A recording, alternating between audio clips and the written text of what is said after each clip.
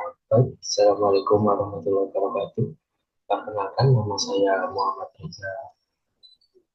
Reza Akbar Syahada dari Prodi Hukum semester 6.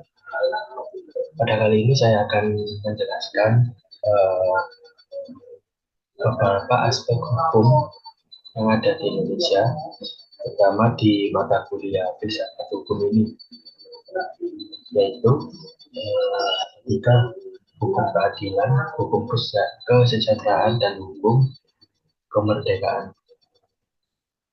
Saya akan men-share materinya melalui PPT. Filsafat hukum.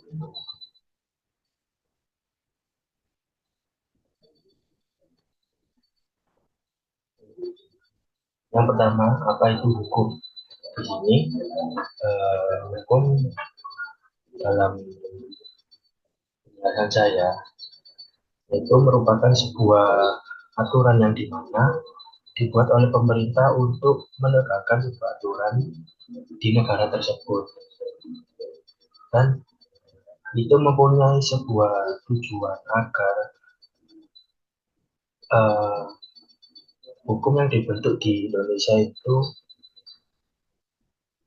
memiliki tatanan aturan dalam suatu lingkup negara, terutama di Indonesia, yang dimana Indonesia itu merupakan negara taat hukum atau negara yang banyak banyak sekali hukumnya. Ya, dalam hukum sendiri memiliki sanksi yang dimana dipergunakan sebagai uh, efek jerah bagi manusianya. Ketika ada manusia yang melanggar hukum, maka oleh pihak berwajib atau pemerintah yang mengetahui tindakan tersebut emang dilarang, maka orang tersebut akan dikenai sanksi agar orang itu eh, cerah dengan apa yang telah dilakukannya, karena ia telah melanggar hukum di Indonesia. Kemudian, apa saja penegakan hukum yang ada di Indonesia itu terbagi menjadi tiga: ada hukum keadilan, hukum kesejahteraan, dan hukum kemerdekaan. Yang pertama, hukum keadilan. Hukum keadilan sendiri merupakan sebuah kebijakan yang dimana telah sejak lama ada di Indonesia. Dalam hukum keadilan ini mempunyai sebuah kegunaan yang dimana isi keadilan ini dipergunakan untuk membela kebenaran, baik itu masyarakat maupun keadilan-keadilan yang ada di Indonesia. Sebagai contoh, ketika ada seseorang mempunyai kesalahan, maka hukum keadilan ini berguna bagi orang tersebut. Karena apa? Hukum keadilan itu membela atau mempunyai efek keadilan untuk orang yang benar-benar tidak salah atau tidak tahu hukum, maka dapat dibela dengan keadilan, dengan sebenar-benarnya. Jadi tidak menggunakan hukum keadilan ini semena-menanya. Jadi hukum keadilan ini dipergunakan untuk yang sebenar-benarnya orang itu tidak tahu dengan hukum. Keadilan ini juga berperan penting dalam konsep keadilan di negara Indonesia, karena pada konsep hukum ini memegang teguh pada pembelaan seseorang yang sedang bermasalah dengan hukum. Jadi selain untuk membela hukum, keadilan ini juga berguna bagi penegakan hukum atau pemerintah seperti kepolisian, DPR, dan lain-lain. Tujuan tersebut eh, memang sudah diterapkan sejak lama di negara Indonesia ini. Kemudian hukum kesejahteraan. Hukum, hukum kesejahteraan sendiri merupakan eh, kewajiban atau apa, hak, hak untuk manusia. Jadi setiap orang itu memiliki atau mempunyai hak kesejahteraan bagi taraf hidupnya, karena eh, dalam hukum kesejahteraan ini di salah satu pihak atau organisasi atau lembaga lainnya itu wajib mensejahterakan masyarakat Indonesia-nya sendiri. Jadi seumpama ada orang yang tidak cukup hidupnya atau orang yang kurang mampu, maka dalam suatu lembaga wajib untuk mensejahterakan hidupnya.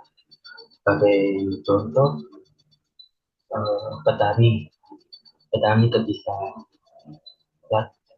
lahan taninya itu gagal panen atau terkena hama atau terkena bencana, maka dalam hukum kesejahteraan ini berguna dan eh, mampulah dalam membangkitkan hidup masyarakat yang kurang mampu tersebut.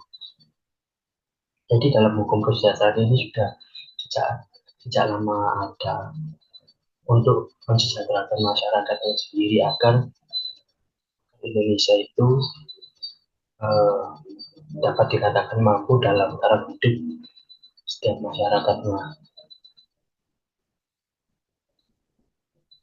Dan dalam hukum kesejahteraan sendiri tidak hanya untuk menaikkan taraf hidup masyarakat saja, melainkan juga eh, mensejahterakan lingkungannya. Sebagai contoh, limas satpam itu juga termasuk dalam hukum kesejahteraan atau kesejahteraan dalam kedamaian lingkungan masyarakatnya.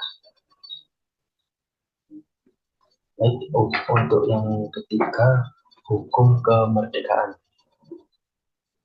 Hukum kemerdekaan sendiri, menurut saya, merupakan suatu konsep yang dimana memiliki memerdekakan masyarakatnya, karena konsep tersebut memang sudah dijadikan oleh pemerintah untuk memerdekakan rakyatnya dalam hal tertentu, dan juga paling utama memerdekakan padahal kemakmuran rakyat.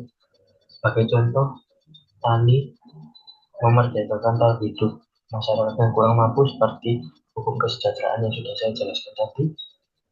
Kemudian memerdekakan pada keuangan, ketika orang tidak punya uang sama sekali, baik itu untuk membeli beras atau apa, maka dalam suatu lembaga harus memerdekakan orang tersebut bisa melalui bantuan sosial seperti memberikan beras atau uang, itu termasuk dalam hukum kemerdekaan. Dan dari sinilah nilai-nilai kemerdekaan itu muncul, sebab kemerdekaan memiliki aspek hukum yang dimana itu mampu melindungi rakyatnya dari berbagai ancaman hukuman seperti hukuman penjara, hukuman eh, denda atau sanksi berat. Jadi hukum kemerdekaan itu mencakup aspek dalam perlindungan masyarakat. Jadi masyarakat yang sekiranya ya, mungkin tidak paham hukum dalam dalam kutip eh, dalam hukum kemerdekaan ini mampu menjaga atau melindungi orang orang tersebut dalam hal-hal sanksi pidana, contohnya seperti itu. Baik, mungkin itu saja yang bisa saya jelaskan. Kurang lebihnya saya mohon maaf. Wassalamualaikum warahmatullahi wabarakatuh.